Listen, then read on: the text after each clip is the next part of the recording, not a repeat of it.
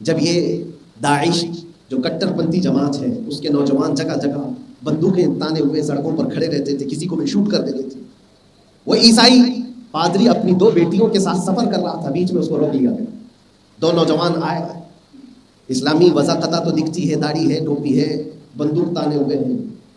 آ کر کے سیدھے انہوں نے اتارا اور کہا کیا نام ہے تمہارا؟ اس نے کہا عبداللہ نام ہے. عیسائی نے کہا میرا نام عبداللہ ہے. کہا کہ قرآن جانتے ہو؟ کہا ہاں بالکل جانتا ہوں، پڑھاؤ. کہا پڑھ کے سناؤ کہیں سے. اس نے پڑھنا شروع کیا. عیسائی پادری جو تھا، لیکن وہ پڑھ رہا تھا بائبل کی آیتیں پڑھتا جا رہا تھا، قرآن کا ایک حرف بھی اس کو معلوم نہیں تھا. عیسائی پادری تھا. پڑھا اس نے کافی دیر تک. دونوں نوجوانوں نے کہا ہاں ٹھیک ہے چلو جاؤ آگے بڑھ جاؤ. آگے بڑھنے کے بعد اس کی بیٹیوں نے اس سے پوچھا کہ بابا آپ نے جب اس لوگوں نے روکا تو آپ نے جو پڑھ کے سنا ہے وہ تو بائبل تھی، انجیل تھی، پھر انہوں نے کیسے چھوڑ دیا؟ آپ نے کتنا یقین کے ساتھ پڑھا کیسے ان کے ساتھ؟ آپ کو یہ نہیں پتا تھا کہ وہ پکڑ لیں گے؟